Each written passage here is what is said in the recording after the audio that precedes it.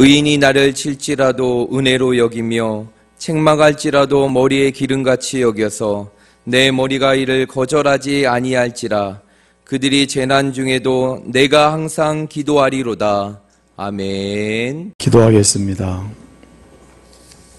하나님, 오늘 저희들을 지극히 사랑하셔서 하나님의 전에 오르게 해주시고 주의 말씀을 사모하며 예배하게 하시니 감사합니다. 오늘 다시 오실 주님을 높이 찬양드렸사오니 찬양의 고백대로 부활의 신앙, 재림의 신앙으로 이 시대를 감내하며 이기며 나아갈 수 있도록 도와주시고, 오늘도 연약함을 이끌고 올라온 믿음의 가족들도 있사오니 주님 말씀을 통하여 치료해 주시고 회복시켜 주시며, 우울함과 정서적인 연약함과 공고함 때문에 고통하는 믿음의 가족들이 있으면 성령께서 임재하셔서 치료해 주시고 회복시켜 주시옵소서. 이간도 말씀 앞에 우리의 모든 것을 내려놓습니다. 주님 일일이 기억하시고 주의 선하신 응답으로 함께하여 주옵소서. 예수님의 이름으로 기도하옵나이다. 아멘. 아멘. 오늘 거룩한 주일 기억하시고 또 우리 살아계신 하나님, 전능하신 하나님을 예배하기를 소망하며 올라오신 믿음의 가족들을 축복합니다. 볼수록 기쁘고 그리고 또 감사하고 그렇습니다.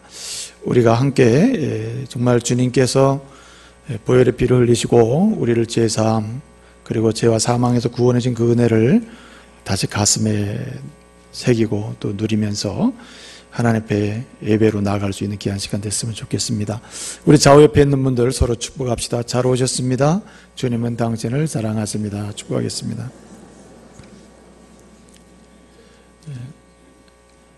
60년대에 복음운동을 주도적으로 앞장서서 했던 목사님이 토저 목사님이신데, 이 목사님은 하나님의 교회가 이렇게 시대 속에서 무기력하고 영적인 파워를 이제 드러내지 못하는 이런 연약한 상황 속에 있는 것을 탄식하면서 왜 교회가 이렇게 되었는가, 그리고 또 하나님의 은혜로 제사함 받고 그 보혈의 은혜의 감격 속에 살아야 될 사람들이, 성도들이 왜 가정이나 직장이나 삶의 현장에서 이렇게 무기력하고 그리고 쉽게 무너지고 영향을 행사하기보다는 영향을 받으면서 오히려 세상과 동화되는 이러한 현상이 나타나고 있는가.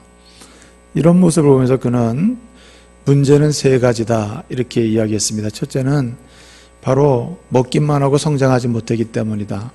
말씀은 많이 먹고 많이 마시고 말씀을 많이 배우고 많이 취하고 있는데 그럼에도 불구하고 성장하지 않기 때문에, 자라지 않기 때문에 바로 그런 문제가 생긴다라고 이야기했습니다. 또한 더불어서 이렇게 먹고 자라지 않으니까 또 어떤 문제가 발생됩니까? 무엇을 어떻게 해야 할지, 내가 해야 할 일이 무엇인지를 인식하지 못하게 되는 것이죠. 그래서 먹고 자라지 않으니까 어떻게 됩니까? 바로 사명을 인식하지 못하고 자기 할 일을 인식하지 못함으로 다른 일을 하게 된다는 말입니다. 하나님이 기뻐하시는 일은 잃어버리고 자꾸만 세상이 좋아하고 세상에 익숙한 일을 하게 된다는 말이죠.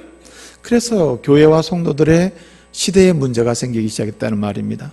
뿐만 아니라 또 마지막 한 가지의 어떤 문제가 생깁니까?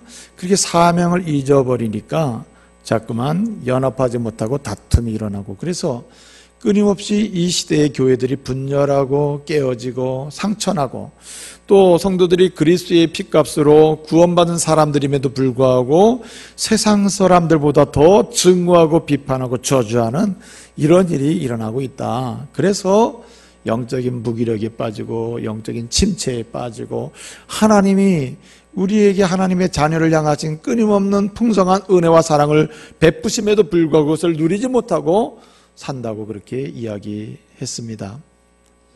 여러분, 성장하지 못하는 것이 문제라는 말입니다. 한마디로 성장하지 못하기 때문에, 성장하거나 변화하지 못하고, 그래서 하나님께서 기뻐하시는 성숙의 자리로 나가지 못하기 때문에 그런 문제가 생긴다는 말입니다. 여러분, 성도는 어떤 존재입니까? 저와 여러분이 어떻게 이 자리에 서게 됐습니까? 우리 하나님께서 은혜로 예수 그리스도를 보내주시고 그 예수 그리스도의 십자가의 사건, 피 흘리심의 사건을 통해서 누구든지 그 이름을 믿고 그 피의 공로와 능력을 믿는 자는 그 피의 은혜로 제사함 받고 사망 가운데 구원을 받고 영원한 형벌에서 자유함을 얻어서 어떻게 된다고 했습니까? 하나님의 은혜의 사람이 되고 하나님의 자녀가 되는 권세를 얻고 자녀로서 살아가게 되는 성도, 그들이 바로 우리가 아닙니까? 성도는 주의 피값으로 이제 구원을 받고 그 피의 공로로 죄로부터 자유케 되고 단순히 죄와 사망에서 자유케 된 사람이 아니라 그 피의 공로로 이제는 하나님께서 우리에게 선한 의지를 자꾸만 부어주셔서 그 의지를 가지고 어떻게 합니까? 예수의 이름으로 하나님 나라를 소망하고 주님이 허락하신 사명을 바라보고 또 주님께서 살라고 하시는 인생의 방향을 향해서 그렇게 자유롭게 마음을 다해서 나가는 사람들, 그들이 바로 우리가 아닙니까? 바로 성도가 그런 사람들입니다. 그럼에도 불구하고 토저가 지적한 대로 오늘 이 시대의 성도는 너무나 무기력한 게 사실이고 하나님의 교회는 세상에 영향력을 행사하기보다는 세상으로부터 도전받는 시대가 되었습니다. 어쩌면 세상의 압력을 통해서 교회가 조금씩 개혁하지 않을 수 없다고 하는 그런 긴박감에 빠져드는 이런 상황이 오늘의 시대가 아닌가 이렇게 생각해 볼 수 있다는 말입니다. 왜 이런 문제가 생기고 있다고 이야기합니까? 다시 말씀을 드리지만 성장과 변화가 없기 때문입니다. 주님이 말씀하신 대로 성장과 변화를 통하여 주님이 원하시는 성숙한 자리로 나가지 못하기 때문이에요. 우리를 구원해 주신 예수 그리스도, 온유하신 주님, 그리고 사랑이 충만하신 주님, 그리고 역사 속에 사명을 감당하신 주님, 그리고 끊임없이 오늘도 구속의 역사를 이루어가시는 그 주님을 닮아가지 못하기 때문에 오늘 우리는 무기력증에 빠지고 영적 침체에 빠져서 예수를 믿는다고 하나 그 은혜의 깊이와 넓이를 얻지 못하고 예수를 믿는다고 하나 예수 그리스도의 권능과 능력을 체험하지 못하고 살아가는 모습이 바로 우리의 모습인 것입니다. 그러므로 우리는 다시 어디로 가야 합니까? 다시 주님을 향해서 주여 우리도 성장하고 변화되게 해주시옵소서. 이대로는 안 됩니다. 이대로는 머물 수가 없습니다. 이대로 멈춰서는 안 되겠습니다. 우리도 주님을 닮고 예수 그리스도를 닮아가는 성숙한 성도로 나가게 해주십시오. 이런 소망과 열망과 갈망을 가지고 주님 앞에 오늘 서야 할 줄로 믿습니다. 여러분, 성장하는 사람, 변화하는 사람, 그래서 성숙의 자리로 나가는 그 사람을 주님은 오늘 쓰시기를 원하시고 그를 통해서 주께서 하시고자 하시는 일을 감당하시고 감당케 하시고 또 그런 삶의 여정 속에서 인생의 진정한 의미와 영적인 평안과 그런 즐거움과 이 속으로부터 나오는 성령의 샘솟도 주시는 은혜를 누리도록 주님은 그렇게 하시고 또 그렇게 하기를 주님은 원하시고 계신 것입니다. 우리는 그래서 오늘 다시 말씀드립니다. 우리는 다시 변화되기를 소망하고 성장하기를 소망하고 예수를 닮기를 원하고 그래서 주님의 성숙한 자리로 나가기를 소원해야 할 줄로 믿습니다. 여러분, 어떤 사람이 이렇게 성숙의 자리로 나갈 수 있습니까? 성경의 인물들을 보게 되면 공통적으로 성경에서 사명을 감당한 사람들, 아니면 시대적인 역할을 했던 사람들, 하나님이 주는 진정한 그 평화, 그 영혼 깊이 깊은 곳에서부터 샘솟는 그런 즐거움과 기쁨을 맛보면서 인생을 살았던 사람들, 진정으로 예수님 때문에 세상의 모든 조건이 갖추어지지 않아도 너무나 행복하다고 말하며 그 삶을 증거하며 살았던, 그렇게 영적으로 강력한 영향을 줬던 인물들을 보게 되면 한 가지 강력한 공통점이 무엇입니까? 말씀드린 바처럼 그들은 끊임없이 성장하고 끊임없이 변화하고 끊임없이 영적으로 성숙한 자리로 나아갔던 것을 볼 수가 있습니다. 여러분, 대표적으로 우리는 이런 것을 비교해 볼 수 있는 두 인물이 있는데, 한 인물은 사울이고 한 인물은 다윗입니다. 여러분, 다윗, 사울이 어떤 사람입니까? 하나님께서 특별한 은혜를 주셔서 그를 불러주시고 이스라엘의 초대 왕으로 세워주시지 않았습니까? 여러분, 왕이 없어 자기 속에는 옳은 대로 살던 그 사사 시대를 마감하면서 하나님의 백성들을 하나님의 뜻대로 일으키시기를 소원하며 세우셨던 왕이 사울의 특별한 사랑과 은혜를 입은 사람이죠. 여러분, 사울은 처음에 하나님의 은혜를 알고 하나님의 은혜를 받은 사람으로서 변화와 성장과 그래서 성숙의 자리로 나가기를 소망했던 사람 중에 한 사람이 사울입니다. 결론적인 이야기입니다만 이런 사울이 어떻게 됐습니까? 그는 왕의 사명을 잘 감당했습니까? 백성들로부터 존경받는 왕 노릇을 했습니까? 하나님의 사랑받는 왕 노릇을 했나요? 아니잖아요. 그는 결론적으로 말씀을 드립니다만 그는 쫓겨났어요. 그는 밀려났습니다. 그는 버림받았습니다. 그는 왕 노릇을 제대로 하지도 못하고 백성들로부터도 저주받은 왕이 되었습니다. 왜 그렇게 됐습니까? 그는 지속적으로 성장하고 변화되지 않았습니다. 그는 주님의 은혜를 기억하고 주께서 내게 준 은혜가 크도다 고백하면서 은혜 주시고 은혜를 주시는 그 하나님을 향하여 닮기를 소원하고 성숙한 자리로 나가기를 원치 않았다 이 말입니다.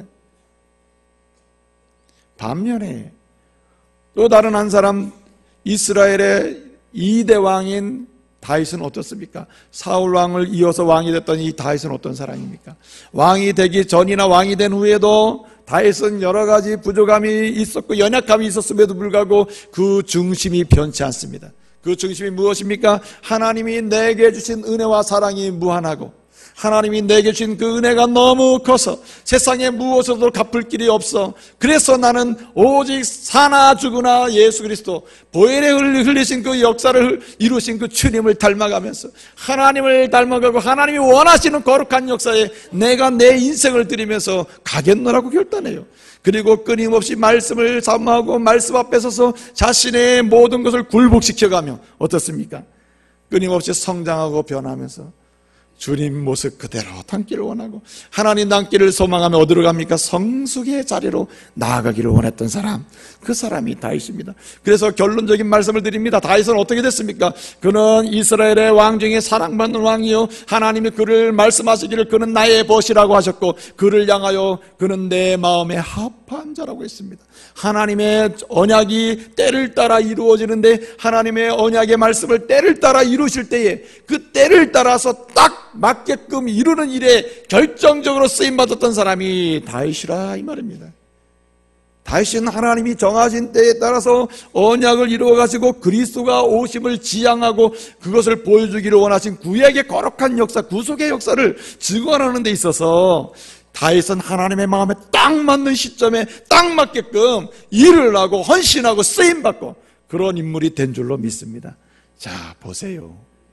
하나님의 은혜를 받음을 기억하고 내게 주신 은혜가 너무너무 무한하도다 고백하면서 예수 닮아가고 하나님 닮아가고 하나님의 은혜를 닮아가면서 여러분 성장과 변화와 그 마지막에 성숙의 자리로 나가기를 열망했던 다윗은 그렇게 쓰임받은 줄로 믿습니다. 여러분, 사울이 하나님의 부름을 받아서 초기에 얼마나 사랑받습니까? 그리고 시간이 갈수록 사울은 어떻게 됩니까? 그 중심에서 하나님 닮기를 원치 않고 하나님 따라가기를 원치 않고 그래서 어떻습니까? 주님을 멀리 자꾸 버리잖아요. 그리고 주의 말씀을 떠나잖아요. 주님과 교제하는 자리를 떠나잖아요. 그 결과 어떻게 됐습니까? 그는 성숙하지 못함으로 항상 문제가 생기는 거죠. 여러분, 말씀드린 바처럼 성숙하지 못하고 지속적으로 변화되지 않는 사람은 멈춰있기 때문에 사명을 잃어버려요. 사명을 잃어버리면 무엇인가 사람은 움직이지 않을 수 없는 존재거든요. 사람은 무엇인가 일을 해야 하고 움직여야 되는 존재가 사람이에요. 하나님은 그렇게 만들어 놨습니다. 그래서 성숙하지 못하고 사명을 발견하지 못하고 그래서 멈춘 사람들은 사람은 일을 해야 되기 때문에 일을 하게 되는데 그 일의 결과가 뭡니까? 자꾸만 분열을 시키게 되는 거죠. 다툼을 일으키게 되는 거죠. 여러분, 블레셋이 쳐들어왔을 때 어떻게 됐습니까? 블레셋이 강한 군대를 이끌고 누가 쳐들어왔어요? 골리앗 장군이 왔잖아요. 그 기골이 장대하고 이스라엘의 어떤 장군을 비교해봐도 도대체 비교가 되질 않아요. 사울왕이 너무나 하나님을 떠나 있는 가운데서 이것을 비교해보니 게임이 되질 않겠거든요. 마음에 많은 부담이 있는 것이죠. 그래서 이러지도 못하고 저러지도 못하고 병사들은 도망가고 이러는 상황에 다윗이 온 겁니다. 어린 소년 다윗이 온 거예요. 그 모습을 보니 기가 막히단 말입니다. 하나님의 택한 백성이 하나님이 세우신 왕이 두려워 떨고 있고 백성은 떨고 있고 그 군대들은 싸울 준비가 안 돼 있고 마음은 다 녹아가지고 부들부들 떨고 있다 이 말이에요. 그 모습을 보고 다시 뭐라 합니까? 하나님의 백성이 하나님의 군대요, 하나님의 택한 백성을 모욕하는 사람들, 너는 하나님을 모욕하는 것이다. 나는 가만히 있을 수가 없다 말이죠. 하나님의 이름으로, 만군의 여호와 이름으로 나가서 어떻게 합니까? 이 골리앗을 무찌르잖아요. 예? 쓰러뜨리잖아요. 그런 위험 중에 사울이 살아나고 군대가 살아나고 이스라엘이 새로운 전환을 맞게 되지 않습니까? 그래서 왕도 다윗을 인정하고 군인들도 다윗을 인정하고 다윗이 인정받는 사람이 되는 것입니다. 여러분, 그때 여러분 사람들이 여기저기 시골까지 그냥 쭉 퍼진 노래가 뭡니까? 사울은 천천히요, 다윗은 만만이로다. 한마디로 사울보다 다윗이 훨씬 훌륭하다, 뭐 이런 노래 아닙니까? 그럴 때 이 사울이 어떻습니까? 마음이 아주 불편했겠죠. 사람은 말입니다, 누구나 그런 일이 생기면 다 불편해요. 불편합니다. 그런데 성숙의 정도는 성장하고 있느냐, 변화되고 있느냐, 그래서 성숙의 자리로 나아가고 있느냐 아니냐의 정도는 여기서부터 시작되는 겁니다. 불편함은 다 느낄 수 있다. 그런데 불편함을 느낄 때 어떻게 대응하고 어떻게 이것을 말하자면 정하고 나아갈 수 있느냐의 문제는, 이게 바로 성숙의 문제입니다. 다윗은 어떻게 합니까? 다윗이 불편해, 다윗이 자기보다 낫다고 사람들이 노래, 백성들이 좋아해요. 어떻게 합니까? 여러분 생각해 보세요. 어린 소년 다윗과 사울 왕이 무슨 게임이나 되겠어요? 그렇죠? 무슨 싸움이나 되겠습니까? 그런데 여러분 다윗은 어떻습니까? 그게 불편한 거예요. 근데 불편할 수 있죠. 불편한 것까지 괜찮아요. 불편한데 어떻게 합니까? 그래서 결론이 어떻게 됐다는 얘기입니까? 그만둘 수가 없다. 그냥 둘 수가 없는 거예요. 그래서 다윗을 미워하기 시작해요. 그래서 다윗을 어떻게 합니까? 죽이고자 마음을 먹는다. 마음 먹는 것으로 끝나지 않고 행동까지 나오죠. 그래서 어떻게 합니까? 다윗을 죽이고자 군대를 동원해서 다윗을 잡으려고 하잖아요. 다윗은 그래서 도망다니는 인생이 되는 거죠. 심지어는 그 이스라엘 땅에 숨을 수가 없어서 블레셋 땅까지 숨어 들어가잖아요. 여러분, 이러한 사울의 모습 뭘 보여주는 겁니까? 사울은 성숙하지 못하고 있다. 변화나 성숙을 경험하지 못해 성장을 경험하지 못하고 있다는 말입니다. 왜 그래요? 그는 주님을 닮기를 원하지 않았으며 주님을 떠나 있었고, 그래서 성장이나 변화가 없고 성숙의 자리로 나가지 못하니까 퇴행하는 거예요. 주님을 의지하고 담대했던 그 마음이 다 어디로 갔단 말입니까? 하나님이 나를 왕으로 세우신 이상 왕의 사역을 능히 감당하게 하리라고 하셨던 그 담대한 확신이 어디 갔냔 말이에요. 여러분, 주님을 떠나서 성장하지 못하고 변화하지 못하고, 성장은 하지만 부정적 성장을 통해서 퇴행 쪽으로 가게 되면요, 사람이 이렇게 우스워진다 이거죠. 비교될 수 없는 다윗을 죽이려고 하는 이 사울 왕의 모습을 생각해 보란 말이죠.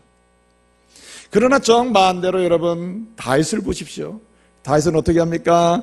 도망다니면서 사울을 저주합니까? 아니죠. 하나님이 세우신 임금인데 하나님 잘 됐으면 좋겠습니다. 하나님이 기름 부어 세우신 왕이 아닙니까? 저 왕이 나를 죽이려고 하지만 내가 지금 도망은 다니지만 저는 저를 저주하지 않습니다. 저 사람을 축복해 주십시오. 저 사람이 왕에 통치하는 동안에 이 나라가 잘 되게 해주십시오. 그렇게 기도하고 나가는 사람이 누굽니까? 다윗 아니에요? 이 말은 그가 성장하고 있다는 말이요, 하나님 닮기를 소망하면서 변화와 성숙을 거듭하고 있다는 증거라 이 말이죠. 근데 다윗이 성장과 변화를 통하여 성숙한 성도로 나가고 있다는, 지속적으로 성숙해지고 있다는 가장 강력한 증거 중에 하나가 뭐냐면 엔게디 동굴 사건이에요. 그것은 무엇입니까? 사울이 군대를 동원해서 이제 다윗을 잡으려고 잡아 죽이기 위해서 쫓아다닐 때 도망다니는 가운데 어떠한 산속의 동굴에 다윗이 숨었다 이 말입니다. 피할 곳이 없어요. 그래서 엔게디 동굴 속에 숨어요. 동굴 깊은 곳에 들어가 숨었어요. 그런데 드디어 사울과 그 군대가 어디까지 왔습니까? 그 산악지역까지 오고 그 동굴까지 완전히 점령을 한 겁니다. 다윗을 잡으려고 하나 하나님을 열망하고 하나님을 닮기를 소망하고 변화와 성숙의 자리에 나가는 하나님 좋아하는 사람은 누가 지켜주셔요? 하나님이 지켜주시잖아요. 군대를, 1000만 군대를 다 동원해서 잡을 수가 없어요. 그렇게 포위가 되고 드디어 동굴 속에 다윗이 있는데 거기까지 온 겁니다. 사울이 어떻게 합니까? 사울이 아이고야 내가 이렇게 막 쫓아다니고 너무 피곤해요. 야 나 좀 쉬어야 되겠다. 그리고 어디로 들어갑니까? 엥게인데 동굴 속으로 들어가요. 그 속에 누가 숨어 있어요? 다윗이 숨어 있거든요. 그런데 그 속에 들어가서 아이고 나 잠 좀 잘 테니 아무도 들여보내지 말아라 말이야. 그리고 자기 들어가 자는 거죠. 아주 공고하고 피곤한 가운데 푹 잠이 들었어요. 잠이 든 것을 누가 보고 있어요? 다윗이 보고 있다. 다윗이. 묻습니다, 여러분. 여러분을 죽이려고 하고 여러분을 공격하고 여러분의 생명을 단번에 치려고 하는 사람이 있는데, 그래서 여러분이 도망 다녔는데 여러분 눈앞에서 푹 주무시고 계시다면 여러분은 어떻게 하겠습니까? 1번, 주여 긍휼히 여겨 주시옵소서, 축복해 주시옵소서. 여러분 그럴 사람입니까? 아니면은 그냥 한 번에 그냥 할 사람입니까? 여러분이 보실 때 이 김미열 목사는 어떨 것 같아요? 예? 그래도 제가 목사니까, 예? 그죠? 주여, 나를 죽이러 가는 사람이 내 눈앞에서 잠자고 있습니다. 주여 불쌍히 여겨주시고 잠자는 동안에 마음이 편하게 해주시옵소서. 이래야 되는 거 아니에요, 그죠? 근데 난 못한다 이 말이지. 그게 안 된다고요. 그냥 해버리는 거지. 안 그렇겠어요? 그런데 다윗은 그렇지 않았다는 거죠. 어떻게 합니까? 하나님, 나를 죽이려고 그렇게 쫓아다녀도 하나님이 나를 보호하시고 나의 피난처 되시는 주님의 손에 내가 있으니 이 사람들은 나를 잡을 수 없는데, 나를 잡으러 다니면서 공고하게 이렇게 내가 숨어 있는 곳 들어와서 낮잠까지 주무시고 있어요. 하나님, 주여 이 사람을 긍휼히 여겨주시고 내가 단번에 칠 수 있으나 주여 이 사람은 주님이 기름 부어 세운 왕이 아닙니까? 이스라엘의 왕으로 세운 왕이 아닙니까? 지금도 왕이 아닙니까? 하나님 긍휼히 여겨달라고 손대지 않습니다. 여러분 이 현상을 보면서 여러분은 어떻게 생각하십니까? 나도 그렇게 할 수 있다는 사람이 있으면 대단한 사람이죠. 오늘 여기 다윗이 이러고 있는 것은요, 그가 중단 없이 지속적으로 뭘 경험하고 있다는 거예요? 성숙하고 있다는 증거예요. 할렐루야. 예? 성숙한 자리로 나가고 있기 때문에 일이 가능한 거예요. 예? 하나님 닮기를 열망하고 하나님이 내게 주신 은혜가 근본적으로 계산할 수 없고, 예? 뭔가로 갚을 수 없는 근원적인 하나님의 은혜 앞에 자기가 뭔가 할 수가 없는 거예요. 그 은혜가 너무나 감사함으로 그 은혜 속에서 자기는 살아가고 그 은혜를 주신 주님을 닮기를 원하고, 주님 닮는 것은 나는 만족합니다. 세상이 나를 어떻게 하든 간에 나 상관없습니다. 주님 닮고 싶습니다. 주님 닮아서 사는 것이 내게 인생의 만족입니다. 그리고 나가는 거예요. 어떻게 됐습니까, 여러분? 사명을 감당하는 사람은 다윗이 아니었습니까? 역사에 쓰임받은 사람이 다윗이 아니었어요? 이스라엘의 왕으로, 언약의 왕으로 충만하게 그리고 역할을 이뤄냈던 왕이 다윗이 아닙니까? 오늘도 이스라엘 사람들에게 물어보세요, 여러분. 당신들 조상들 중에 존경하는 인물이 있다면 누굴 존경하냐고. 족장 중에는 아브라함을 존경한다라고, 왕들 중에는 다윗 같은 왕이 없다고 다 이구동성으로 얘기해요. 그만큼 사명을 감당했으며 성숙한 왕이었고, 부족함 중에도 그 중심에는 나는 주님을 닮아가야 될 사람이고 주님을 닮지 않으면 살 수 없는 존재임을, 은혜받은 존재임을 그는 증거했다 이 말이에요. 사랑하는 성도 여러분, 하나님의 은혜받은 사람들, 십자가의 피로 구원받은 사람들, 예수 피로 죄와 사망에서 구원받은 사람들, 그 세상에서 완전히 영원한 형벌로 나갈 수밖에 없는 우리를 구원해주신 예수 피로 인해 다시 살아나신 여러분들, 다윗처럼 주님을 앙망하고 주님을 바라보고 주님 닮기를 소원하고 주님 따라서 성장하고 변화를 거듭하며 성숙한 자리로 나가는 역사가 있기를 말씀으로 축복합니다. 일어난 사람이 있으면요, 가정이 완전히 바뀌어요. 일어난 사람이 하나님께서 이 이스라엘의 왕으로 세우실 이스라엘이 바뀌잖아요. 통일되고 법도가 바뀌고 완전히 뒤집어지잖아요. 예? 저는요 아주 부끄러워요. 이런 리더십을 가진 목사가 됐으면 좋겠다 하는 소망이 있어요. 기도해 주시길 바랍니다. 예? 우리 김미열 목사도 좀 변화가 돼가지고, 예? 다윗처럼, 예? 여러 가지 실수가 연약함이 있을지라도 그 중심은 변하지 않고 그 구원해 주신 그 예수 그리스도 그 주님을 닮기를 소망하면서 모든 건 내려놓고 철저하게 무릎을 꿇고 나갈 수 있는 사람이, 이런 사람 되게라 여러분 기도하세요. 어디 저만 그래야 되겠습니까? 우리 모두가 그렇게 돼야 하지 않겠어요? 주님은 오늘 말씀을 통해서 우리에게 명령하십니다. 너희는 성숙한 성도가 되라. 너희는 이제 주의 은혜를 잃어버리는 사람이 아니라 받은 바 은혜의 능력과 권세를 가지고 주님 닮아가는 사람이 되라. 성령 충만한 사람이 되라. 그래서 인격도 변하고 성질도 변하고 성격도 변해란 말이에요. 저는 제일 듣기 싫은 소리가 아무리 예수 믿어도 한 가지는 안 돼요. 성격은 못 고쳐요. 성격은. 그런 건 없다니까요. 따라합시다. 은혜 받으면 성격도 바뀐다. 더러운 성격 바뀐다고요. 치사한 성격도 바뀌고 유치한 성격도 바뀐다고요. 주님의 은혜가 얼마나 강력하고 완전한데 그거 못 받고 노시겠어요. 그러므로 그 은혜를 기억하고 우리는 다윗처럼 주님 닮아가야 되는 거예요. 어떻게 해야 합니까, 여러분?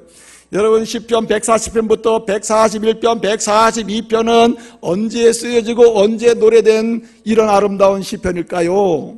여러분, 이 140편부터 141편 세 편은요, 다윗이 엔게디 동굴에서 참 얼마나 갈등하겠어요. 마음에 얼마나 부담이 되겠어요. 불편함이 있겠어요. 그냥 죽이면 끝나는데 이런 갈등이 있었으나 주님을 닮아가기를 원하고 주님이 주신 내게 주신 은혜가 근원적으로 완벽하고 너무나 커서 내가 나를 살리신 주님이신데 죽은 나를 살렸던 주님이신데 내 앞에 있는 사울 하나 죽인다고 뭐가 되냐 말이야. 이게 기름 부음을 받은 사람인데 그럼 또 어떻게 합니까? 살려주잖아요. 그리고 어떻게 해요? 주님 닮기를 원하잖아요. 그러니까 어떻게 됐다는 얘기예요? 완전히 새로워지는 사람 되지 않았습니까?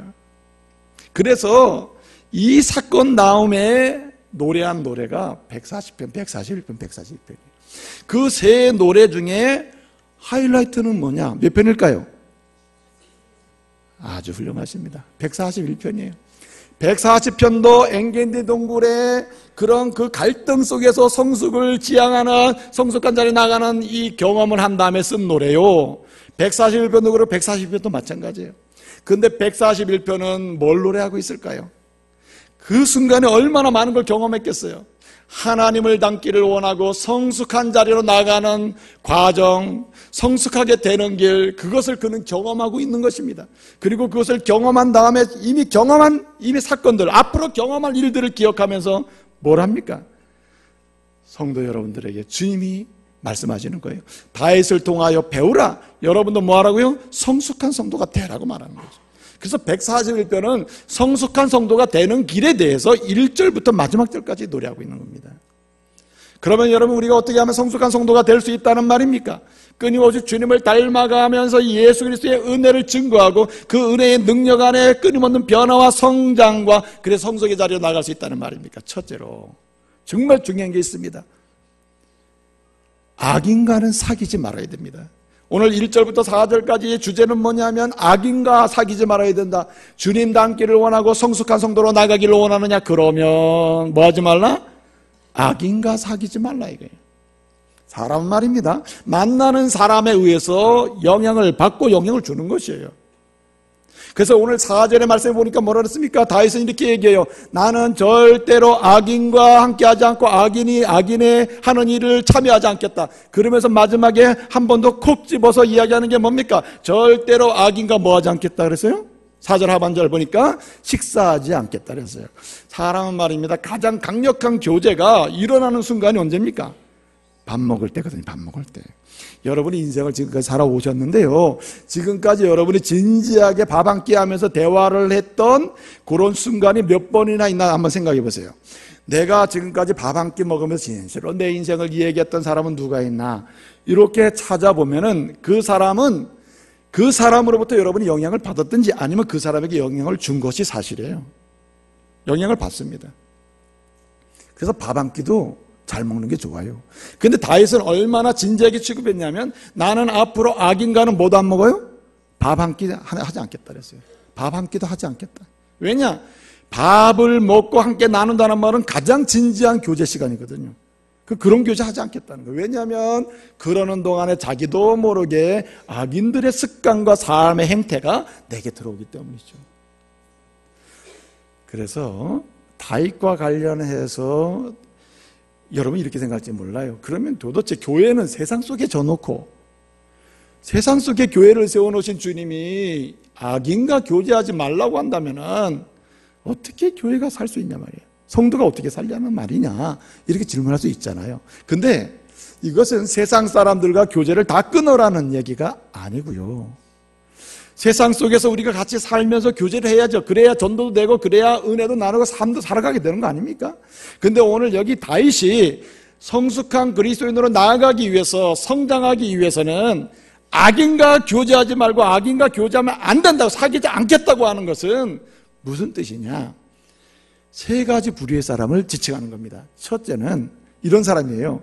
미련한 사람입니다. 잠언에서 말하는 미련한 사람, 또는 말씀을 멸시하는 사람, 또는 하나님이 없다고 하는 사람, 대놓고 하나님을 부정하고 싫어하는 사람, 이런 사람하고는 교제하면 안 된다는 거예요.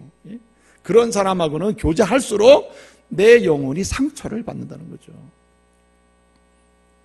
그래서 이 다윗이 아주 싫어했던 인물 중에 한 부류가 뭐냐면은 어리석고 미련하고 둔한 사람. 근데 이 사람들 공통점이 뭐냐면 성경에서 말하는 미련함은 하나님이 없다는 사람, 그리고 하나님의 말씀을 뭐하는 사람? 멸시하는 사람이에요. 그래서 잠언 13장 또는 10장의 말씀을 보게 되면 미련하고 하나님 말씀을 멸시하고, 그리고 참소하는 사람, 다투기 좋아하는 사람, 이런 사람이 다 미련한 사람이거든요. 이상하게 어떤 모임에 어떤 사람이 들어가면 계속 처음에 싸우든지 중간에 싸우든지 끝에 싸우든지 꼭 싸워야 되는 상황이 벌어지는 경우가 있죠. 그런 사람은 주님을 신실하게 믿지 않는 사람이에요. 여러분 중에 혹시 내가 가기만 하면 하여튼 시작이든 끝이든 중간이든 싸우게 된다, 그런 사람은요 돌아봐야 돼요. 내가 악인의 길을 걷고 있지는 않는지 따져봐야 된다고요.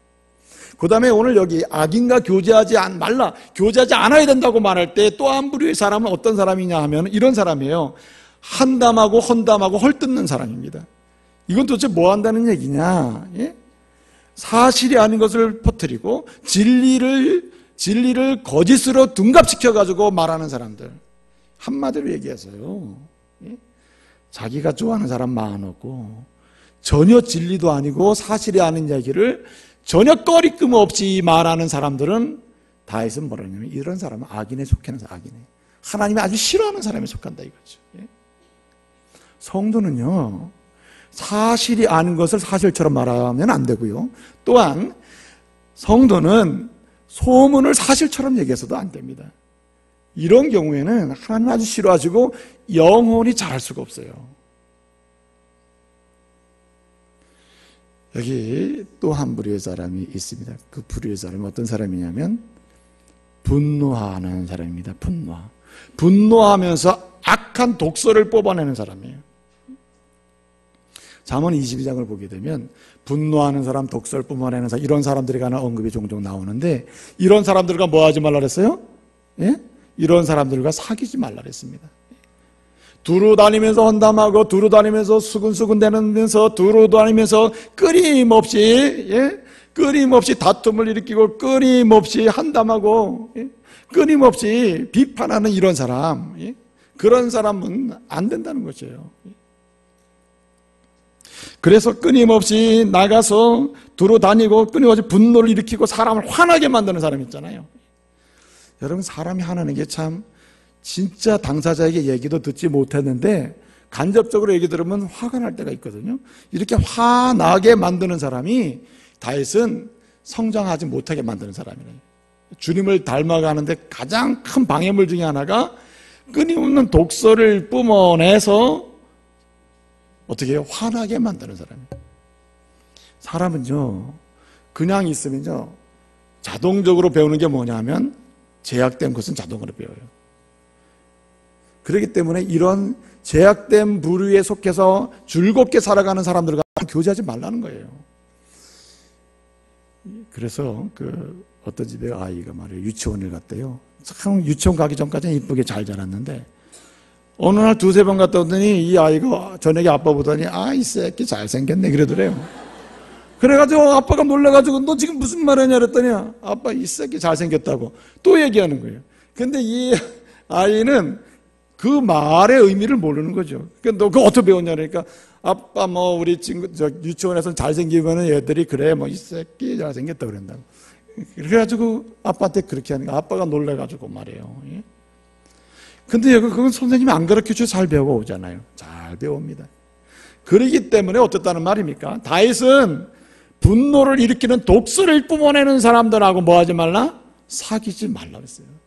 왜냐하면 자기도 모르게 독소를 뿜어내는 사람이 되는 것이죠. 예? 욕 잘하는 사람하고요, 몇 년 지나다 보면 반드시 결정적인 순간에 욕하게 돼 있어요. 그 이상해요. 하여튼 독소를 잘 뿜어내는 사람하고 몇 년만 지나다 보면 결정적인 순간에 자기도 모르게 그냥 욕을 해버린다니까요. 또 음란물을 좋아하는 사람하고 몇 년 지나다 보면 자기도 모르게 그렇게 돼버리는 거예요. 그러기 때문에 어떻게 합니까? 오늘 다윗은 애초부터 끊자는 거예요. 애초부터. 그래야 성숙한 자리로 나갈 수 있다 이 말이죠. 오늘 말씀에 보면은 다윗은 그렇게 얘기합니다. 이렇게 악인과의 교제를 아주 명료하고 분명하게 단절하고 끊어버릴수록 강력한 힘을 발휘하는데, 그 다음에는 어떻게 되느냐? 그 다음에는 교제의 대상을 명료하게 정해야 된다는 거예요. 오늘 5절 말씀 어떻게 얘기합니까? 여러분들이 신앙이 성장하고 그리고 변화를 통해 성숙한 자리로 나아가기 위해서는 어떻게 한다는 말입니까? 여러분, 오늘 말씀을 보니까 성도와 사귀라고 그래요. 성도와. 오늘 보니까 의인이라고 했어요. 의인은 어떤 사람입니까? 하나님의 은혜로 구원을 받고 하나님을 사랑하는 사람이요, 말씀을 지키려고 하는 사람이요, 다윗처럼 하나님을 닮기를 원하는 사람이 누굽니까? 의인이에요. 도덕적 윤리적으로 완벽한 사람을 여기 말하는 게 아니에요. 은혜로 구원받고 하나님을 닮아가기를 소망하고 하나님을 높이기를 소원하는 그 사람이 의인이에요. 이런 성도와 어떻게 하라고요? 교제하라는 겁니다. 교제하라고. 저는 신혼부부들을 주례할 때마다 제가 하도 상담을 통해서 그런 경험을 많이 해가지고요, 제가 부탁을 해요. 개인적으로 만나도 부탁합니다. 앞으로 이렇게 사랑하면서 굉장히 주님의 가정을 세워가기 위해서는 반드시 존경해라고. 존경하는데 존경을 잘하려면 뭐 하지 말라고요? 따라합시다. 막말하지 말아라. 절대 막말하면 안 돼요. 그래서 제가 싸울 때도, 부부가 싸울 수 있잖아요. 사랑하기 때문에 같이 살아요. 같이 살다 보면 싸우게 되는 거죠. 그래서 사랑하기 때문에 싸우는 거예요. 그런데 막말을 하면은 근원적인 것을 훼손한다 이거. 사랑을 깨뜨리기 때문에 싸워도 남는 게 없잖아요. 그러므로 사랑하기 때문에 함께 살고 함께 하기 때문에 싸우기 때문에 싸울 때는 막말을 하면 안 되는 거예요. 예? 독설이나 험담이나 분노를 일으키는 말을 하면 안 되는 거예요. 이것은 성도의 교제 안에서는 전혀 해당이 되지 않는 거다 이거죠. 막말을 하는 순간에 사랑을 깨요. 사랑을 잠깐 부스러뜨리는 거죠. 그래서 제가 훈련을 시킨다니까. 예? 혹시라도 결혼해서 살다가 부부 이렇게 싸울 일이 있거든, 아무리 언성이 높아지고 막 기분 나쁘고, 야, 나 기분 나빠 죽겠어 막 야 해도 끝에 요자 붙이라고. 예? 나 기분 나빠 죽겠어, 힘어 신경질나 죽겠어요. 그래서 요자를 끊임없이 붙이다 보면은 뭐는 계속 불씨를 살리냐면 하나님이 처음에 주신 사랑의 불씨는 계속 살려놓은, 예? 싸우면서 불을 태우는 거죠. 요자 끝에 붙여보세요. 굉장히 웃기다니까. 그리고 이뻐요. 요자 붙이면. 우리 아내가요, 제가 너무 잘못을 해가지고 전화해서 여보 왜 그랬어? 그러면 제가 잘 들어줘야 되는데 뭘 그런 거 가지고 그러냐고. 그러면 아내가 막 화가 날 거 아니에요. 그럼 막 근데 끝에다가 요자를 붙여. 요자. 그랬잖아요. 그럼 마음이 그냥 알았어, 내가 다 잘못해서. 남자는요 참 약해요. 아내가 막 그렇게 나오면 그냥 푹, 내가 잘못했사오니 날 받아주십시오 이렇게 해가지고 나가는 거죠. 그런데 성도의 교제 속에서 반드시 끊어버려야 되고 반드시 들어오지 못하게 막아야 될 게 뭐냐면 언어에 관한 독설이에요. 독설. 막말을 끊는 사람이 예수 닮아갈 줄로 믿습니다. 예수 닮아가는 사람이 온유해야 되고, 예수의 언어는 절대 독설이 아니에요. 진리에 관한 것이 아닌다면 독설이 없습니다. 예수님께는. 그러므로 독설을 끊고 막말을 끊는 사람이 누구를 닮아가는 은혜를 힘입어요? 주님 닮아가게 돼. 성숙해진다고. 예? 이런 은혜 있기를 바랍니다. 예? 그래서 성도와의 교제를 즐겨야 됩니다. 근데 여러분, 성도와의 교제는 당연한 거 아니에요. 하나님의 교회는 그리스도의 몸이고 그리스도의 몸과 관련된 성도는 지체비다. 다 연결되어 있잖아요. 그러므로 내가 성장하려면은 몸된 성도들과 교제를 해야죠. 같이. 어떤 분은 나 홀로 이렇게 말하는 분이 있는데, 아무리 은혜 받고 나 홀로 기도하고 나 홀로 뭘 해도요 절대로 성숙의 자리는 나갈 수가 없어요. 성숙의 자리로 나아갈 수 있는 그 은혜를 힘입을 수 있는 사람은 어떻게 해요? 은혜를 아는 다른 성도 어떻게 해요? 함께 해야 하는 것입니다. 근데 여러분 오늘 5절 말씀에서는 이것을 폭넓게 설명하지 아니하고 적어도 마지막에 이것만큼은 지키라고 얘기해요. 그것이 무엇입니까 여러분? 오늘 의인이 나를 칠지라도 나는 그것을 뭘로 여기고 따라하세요? 은혜로 여기고 은혜로 여긴다고 했어요. 의인이 나를 칠지라도 나는 그것을 은혜로 여긴다 그랬어요. 은혜는 누가 주는 겁니까? 사람이에요? 하나님이에요? 하나님이 주는 거 아니에요. 자, 함께 신앙생활 하다 보면은 상처받죠. 사람 그래요. 나는 함께 지내려고 하다 보니까 상처받아 싫어요. 뭐 마음이 상해서 싫어요. 그래서 나 혼자 생활하겠어요. 그럼 바보 같은 짓이죠. 사랑하기 때문에 그리스도의 피에 그리스도의 사랑에 담김받았기 때문에 우리가 함께 하는 거예요. 그러니까 불편함이 있는 거죠. 어떤 엄마가 그랬대잖아요. 예? 두 아들을 키우는데 두 아들에게 이렇게 얘기했대요. 엄마 생일 며칠? 몇 월 며칠? 며칠? 몇 월 며칠? 척 하면 두 아들에게 묻는 겁니다. 엄마 생일 며칠? 몇 월 며칠? 그 엄마의 의도는 자기 남편에게 이 두 아들을 통해서 전해지라고. 예? 그렇게 얘기했는데 이 아이들이 그렇게까지 못 가니까, 예? 계속해서 생각하기를, 엄마 생일에 선물해라는 얘기인가 보다. 그래가지고 초등학교 4학년, 이제 갓 초등학교 1학년 입학한 두 아들이 선물을 준비했답니다. 하나들은 없는 돈을 다 해가지고 싸구려 루즈를 사고, 그리고 또 둘째 아들은 그 이제 막 유치원을 졸업해서 막 갔으니 뭘 알겠어요. 예? 그럼 엄마 선물을 사야 되면 뭘 살까 그러다가 이제 저기 장난감 가게를 들어간 거예요. 가가지고 우리 엄마가 뭘 좋아할까? 분명히 내가 좋아하는 거 좋아할 거야. 그래 로봇을 산 거야.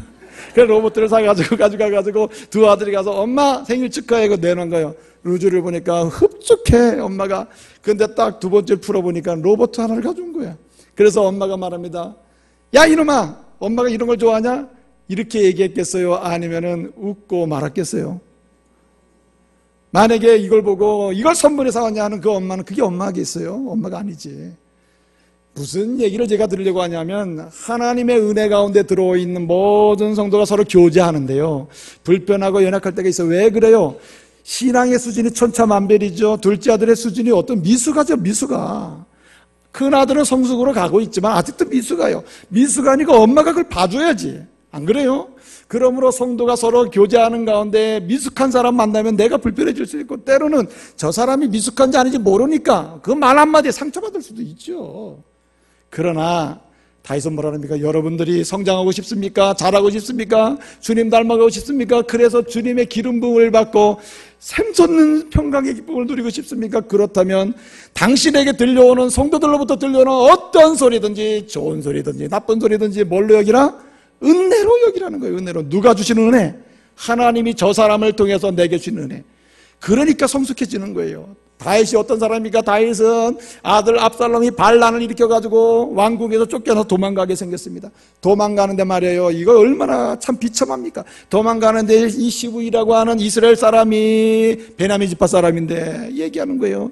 쫄 줬다, 사울왕 물러난 다음에 그렇게 왕이 좋아하더니 이제 네가 그렇게 됐구나, 너는 다시는 예루살렘으로 못 돌아갈 거야, 너는 이제 끝난 거야, 막 비난하고 조롱을 하잖아요. 여러분, 다윗의 장군 중에 한 사람, 아비새라는 사람이 뭐라 합니까? 왕이시여. 성경 그대로 사무엘하 16장에 보게 되면 왕이시여, 저 개 같은 놈 해가지고 실제 성경에 나온다니까. 개 같은 거 이렇게 나온단 말이에요. 그래가지고 저 개 같은 거 그냥 둘 수 없습니다. 그래 가만두지 맙시다. 명령만 하시면 내가 내 칼로 치겠습니다. 여러분, 다윗이 어떻게 합니까? 쳐라. 그렇습니까? 그렇다면 왕의 사명도 제대로 감당할 수 없었을 거예요. 성숙 맛도 못 봤을 거예요. 근데 어떻게 합니까? 저 시므이를 통하여 하나님이 내게 주시는 교훈인지 어떻게 아느냐? 한마디로 저 사람이 내게 퍼붓는 저주가 하나님이 나로 왕되게 하시려고 하시는 뭐예요? 은혜다. 할렐루야. 그러기 때문에 다윗은 성숙한 사람은 나가는 거예요. 이런 성도 되시기를 말씀으로 축복합니다. 뿐만 아니라 오늘 여기 말씀 오게 되면 또 뭐라고 얘기합니까? 사람들이 나를 책망할지라도 내가 그 책망을 내 머리에 기름같이 여기고 그것을 내가 뭐라 하잖아요? 거절하지 않겠나이다. 거절하지 않겠어. 이건 무슨 뜻이냐? 사람들이 내가 원하든 원치 않든 나가 하기 싫어 죽겠는데 원치도 않고 나는 저거 피하고 싶은데 자꾸만 일을 하도록 막 이렇게 밀어붙이는 경우가 있다 이거죠. 당신 아니면 안 돼 하면서 이렇게 하게 만드는 경우가 있다 이거죠. 여러분이 그래서 김여일 목사를 얼마나 미워하냐 말이에요. 예? 나 하기 싫어요. 잠깐만 당신이 해야 됩니다. 맡기니 이거 얼마나 싫어하시냐고 여러분이. 싫어하지 마세요. 다윗처럼 하시길 바랍니다. 어떻게 합니까? 저 사람이 내가 하기 싫어 죽겠는데 원치도 않는데 자꾸만 나한테 하라고 이렇게 자꾸 밀어온단 말이에요. 그럴 때 어떻게 내려서 그것을 내 머리에 기름같이 여긴다 그랬어요. 여러분 기름이 뭡니까? 기름이라는 것은 성경에 보면은 여러분 병을 고치는 데 씁니다.